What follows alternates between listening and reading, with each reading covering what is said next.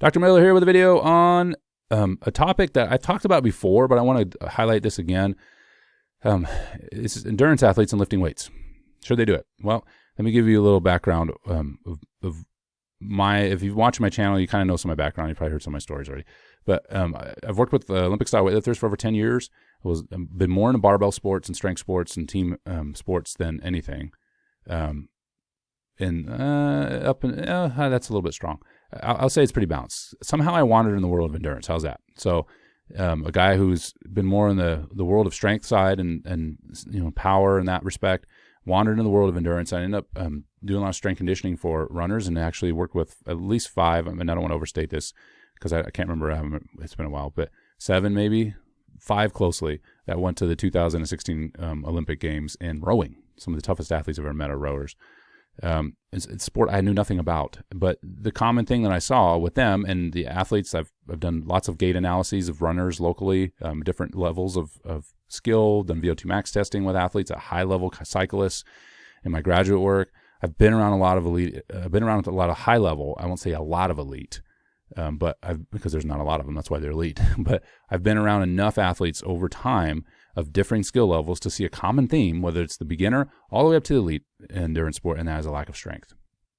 And if the athlete attempts strength training, they usually do it in a way that doesn't build strength. If anything, it's either a waste of time or recovery or even bodybuilding, which is the one thing most endurance athletes are afraid of. I don't want to get bigger. I don't want to get bigger. Well, then stop training the way you're training. Okay, so let's talk about this. What got me thinking about this? I think about this quite a bit. I want to write a couple books on this. I'm trying to work on it. Is strength training for long distance triathletes, theory to practice by Baldwin et al. And this is the Strength Conditioning Journal, 2022. I don't know. I didn't even look. Whatever. This is when I'm recording this. It's the end of January, so it's probably the January issue or the February issue. I'm not going to do a review on this article, even though it's a well written article. It's fine. It's just fine. It's great. Pick it up. It's like a little textbook on this very topic. But I want to just cover 3 things. If you're an endurance athlete, that I hope you invest your time in resistance training and doing it in a proper manner. So I'm going to quickly go over 3 things and then give you some practical at the end. How's that? Number 1, first thing, injury prevention. This should go without saying. The stronger you are, the less likely you are to pick up an injury. Whether that's the trunk musculature, a hamstring, and again, hamstrings not necessarily getting torn a lot in endurance athletes, but any gross movers like that can be torn too. It can be damaged. But more so it's the chronic injury stuff, right? So like, calf musculature, plantar fascia, shoulder problems if you're a triathlete, and you talk about swimming, hip problems, knee problems, which are related to hip and the ankle typically. So all these things relate to strength training. And now when I talk about strength training, I am using the word strength there, but I could substitute the word resistance training in general. And it doesn't have to, I think the reason I say that, if you see my video on definitions, strength training is to get stronger. Well, there may be a point where you maintenance things, and so you might just do general resistance training. This could be heavy bands, could be just heavy bands for you, whatever that is. But the point is to do some sort of resistance training / strength training to maintain the strength of the muscle. So when we talk about the rotator cuff muscles, if you're not familiar with those, I'll just call it rotator cuff. If you strengthen some of those muscles or all of them, especially the ones that are more typically injured, you're going to set yourself up to have a longer career. You can't practice if you're hurt. Right? You can't practice if you're hurt. Some of the greatest teams will never know in team sports because they were hurt. Some of the greatest athletes, period, will never know because they're hurt. How many athletes have they had a great 1 or 2 years, and what happened to that athlete, right? Injuries kill a career. Injuries kill training. Injuries hurt production. So getting stronger is one of those ways to fend off getting injured. And I believe it was this. I think this study, it's a review article, so it cited another study. I don't know what the study is, but it's like 56% of triathletes lift weights. That should be like 100%, right? That's way too low. And again, I think it depends on your definition. Now, if you said, hey, are you doing some maintenance type of work? Fine. But even then, doing sets of 25, that's the most common error I see with resistance training with endurance athletes is I'm going to copy what I do. So I'm going to do 25 reps of arm curls and 25 leg extensions and 25 leg curls. And okay, you're already doing that. We call that muscle endurance. Work on muscle strength. And so I'll give some recommendation at the end. But number 1 is injury prevention. If you don't lift weights and resistance training in general, however it looks, machines, bands, whatever, if you don't do that, you're missing out on the opportunity to get better and improve your range of motion as well. I mean, a lot of times weight training is just simply weighted stretching, right? That's why you get sore, okay? At least one of the reasons you get sore, the major reason. So you're missing out on an opportunity to, do some calf raises. I mean, if that's all you do some calf raises, and, your calves usually grow very slowly anyway, unless you have super jacked calves already. But that'll just stretch out your Achilles, right? Your calcaneal tendon. So anyway, number one. Number two is, of course, performance. Now, how does performance manifest in these? And it would be different between different sports. Okay, so like in swimming, it's not necessarily swimming's hard because of your swimming, right? You're in water, a fluid medium, and there's resistance both ways. And so yes, you can get stronger. It doesn't necessarily mean you're going to pull harder. Okay, but and this translates across all sports now, all the endurance sports, whether it's rowing, whatever. And then, by the way, obviously injury prevention in rowing was my main focus when I work with the rowers. Yes, get them stronger for performance, but I wanted them to stay healthy, and they did. Specifically protecting their lower backs, and identify the major injuries and work with those first. Work exercise to help with those first. Second one, back to performance, is if you have a muscle that's stronger, and this plays in something called economy. If you have something that's stronger, it doesn't have to work as hard. So if let's say a rotator cuff musculature, one of the parts of the rotator cuff, one of the muscles involved with the rotator cuff, okay. And that's just such a small muscle, but let's say there, X amount of pulling is contributed to that muscle during like the crawl, right? The regular, freestyle, I guess we call it, right? And that muscle usually is capped out when you're swimming. And that's the weakest, I'm not saying it is, but that's the weakest muscle in the link. I'm just using an example. Well, if that muscle's cap could be raised, in other words, its capacity could be raised, one, you're going to reduce the likelihood of injury. And two, if you did max it out in a race, well, how much more are you pulling now as a whole system? Okay, so it doesn't mean that one muscle is going to make you stronger by itself, but if it's a system or a different, even in a moment in time in that stroke when that muscle is needed the most or more than others, and it's the weak link essentially, and you make it 5% stronger, right? Now, I'm not saying you want to walk out with super jacked infraspinatus, but I am saying that if you take the time to get stronger, and there's always those honeymoon period where you get stronger really fast, and you should see benefit. I saw this with the endurance athlete I worked with. It was an elite marathoner, and she didn't do the program correctly, and I'll talk about that in a second. But initially, she was working in an 8-rep range. It was just still pretty high, and she almost PR'd in a marathon in the headwind, which is pretty awesome for a lady who had run a lot and won a lot of marathons. But she stuck with the 8 reps, and she got fatigued over time, and she didn't listen to me, and she eventually threw the program away, but she didn't follow it properly. All right, so I mean, there is a rhyme to the reason and reason to the rhyme here when we talk about resistance training endurance athletes. And if you don't have a plan with it, you just do 3 sets 10 over and over again, then you'll see some benefit initially, but then you'll fall off. The honeymoon period will eventually evaporate, and now you have to have a program that's mindful of all the volume that you're putting in, both with endurance athlete and lifting, making sure those are balanced. So, but number 2 is performance through economy. A lot of this has been analyzed with runners, distance runners, and improving their leg strength and looking at how much faster they are, their stride length, and there's a mixed bag there. But overall, my interpretation of the available data is that a stronger athlete is going to A, run faster, or B, run at the same pace that they may be running, but with less effort. Right? That's what strength does. Right? That's what strength does, and I'm okay with saying that, even though there's some research that conflicts with that. I think there's enough to say that no. Now, a lot of this could depend on what athlete we're talking about, right? So a beginner, sure, you're going to see immediate gains, like I mentioned before, honeymoon phase. I think a lot of the studies that oftentimes look at resistance training are, if they are in more advanced athletes, the programs really don't fit them very well. Like they're doing too many reps, okay? So that's my perception. Now, there's a lot of variables, just like with any training. There's a lot of variables in play, but number 2 is performance. So number 1, injury reduction. Number 2, performance. Number 3 is recovery. And this may sound a little strange, like, was endurance athletes recovery? Well, modes matter. And so if you did a lighter session for recovery, this would be very helpful. So blood flow heals. And so getting some weights out, getting some resistance training in, and pushing some blood through the muscles. If you're a swimmer and you're trying to do some arm care, so I mentioned injury prevention. These are kind of tied together, all tied together. But if you were done swimming for the day and you were fatigued and you just did some, rotator cuff band work, you'll push blood in those muscles and they'll heal faster. We've seen this like in baseball, right, where a lot of pitchers have gone away from the whole icing stuff. They had very little evidence and support, like zero almost, in support of it.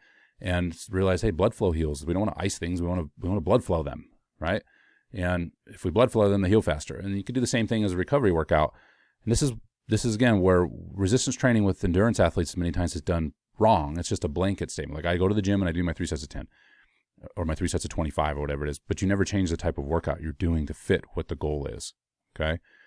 So recovery, and I just mentioned swimmer. I keep picking on swimming, but this could be, a cyclist getting in and doing some light squatting, okay, or some really light leg presses and some really light, RDLs to elongate the hamstring. Okay. I mean, these are things that could be helpful, again, in terms of recovery, pushing blood flow around. Machines in this can be very helpful. Okay. All right. So those are the 3 areas. There's all kinds of subcategories we could go into here. I want to get to, when I'm up to 10 minutes, almost 11 minutes already, is what does this programming look like? Okay, and I did mention that it has to be different phases. So let's look at recovery. This could be your sets of 15. This could be your sets of even up to 20. But you're talking about 3 to fail. Like you're not going to failure at all. 3 sets max, 2 sets, right? You have a nice little circuit you got going. Okay, it's a 35, 40-minute workout, right? Hit all the major muscle groups. You're not going to get necessarily stronger unless you're a total newbie to lifting. You're not going to get stronger doing this. Not very much. But the point is not to get stronger. The point is to move move your limbs under a little bit of resistance so that blood flow is required even more so to push into that. And you might even get some, I'm going to use the word suffocation here, but it's, we have fancy words, occlusion, right, of vessels. And so, when that muscle is released after resistance training, you have this big blood flow it's called reactive hyperemia, and you get better recovery. Okay, this is what a contrast hub tries to copy. You can do this with just endurance training as well, but resistance training on top of that can be a nice way to enhance it. Now, you don't have to do recovery training all the time. You definitely don't want to do a heavy session, like a full 3-set session, if you have to turn around the next day and do the exact same thing. But you might do 1 or 2 sets. You have to kind of play around with that, see what you're feeling like. And the exercises that you are selecting are very specific to what muscles have been maybe under duress. So I mentioned rotator cuff. If you're a rower, it might be the trunk musculature, right, and the shoulder musculature. Rowers have rib issues many times, sweep rowers, and that has to do with their shoulders many times. Legs, quads are shot, right? Do exercises that involve the quads. Just keep the load really light, and we're talking 3 to fail at the very heaviest. That's pretty, that should be fairly light. It should feel like a nice little pump, and you're off and running. Haha, pun intended. Okay, the next one would be performance. Okay, performance, and this has to be scaled. I mentioned before, if you haven't been resistance training in particular, you can't start with 3 sets of 5. At least not matching the reps to the load. You could do 3 sets of 5 with like 4 to fail, so you should be doing like 9 reps, 10 reps, but you're only doing it 5. That's okay. If you're worried about soreness, that can be a great way to start. If you have your the time of your run training or your endurance training, whatever it is, that you have the ability to be sore for a little bit, you can start in that 8 to 10 rep range. Still 2 to fail, meaning like you could do 12 reps and you only do it 10. You're like, I got 2 in the tank, right? Start with, if you haven't been doing anything, 2 sets will work. Okay, moving up to 3 sets.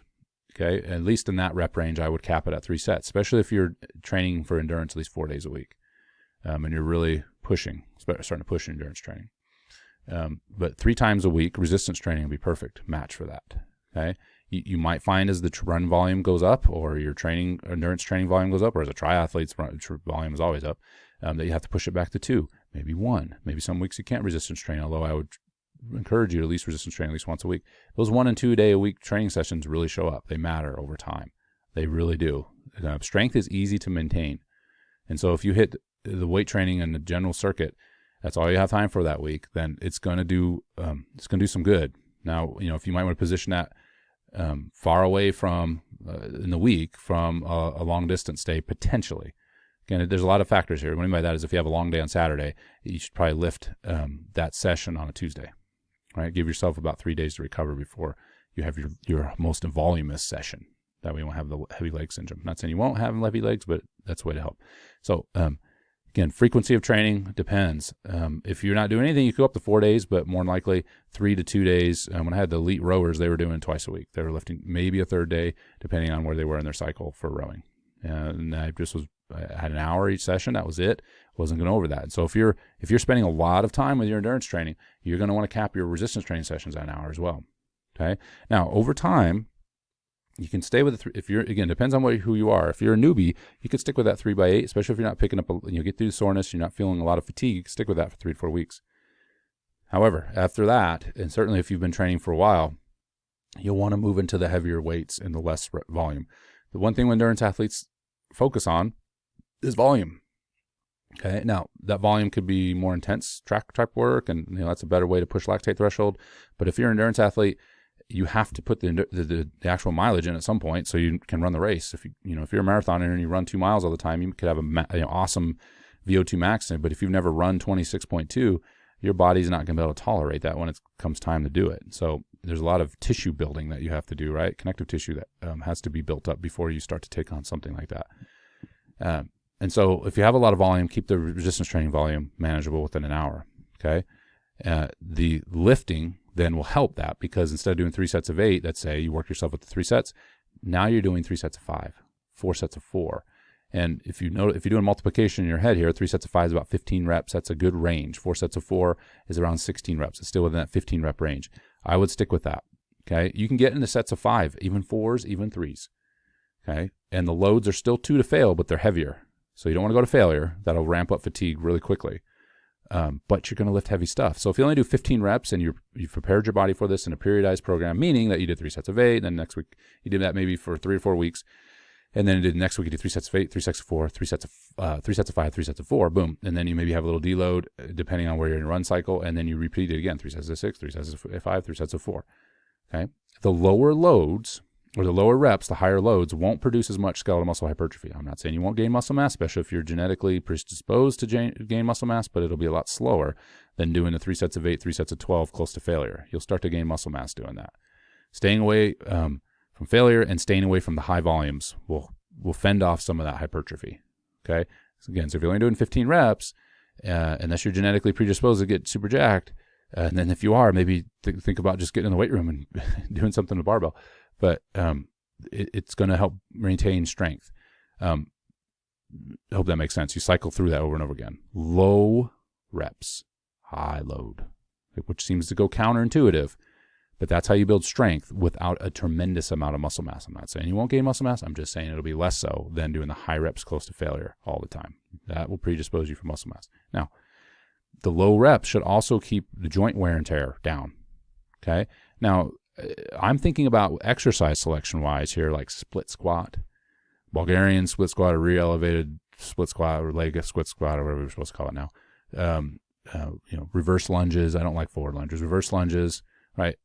That's your leg exercise, and then do some RDLs of some variation, dumbbell more than likely. I'm especially speaking to those that aren't familiar with lifting.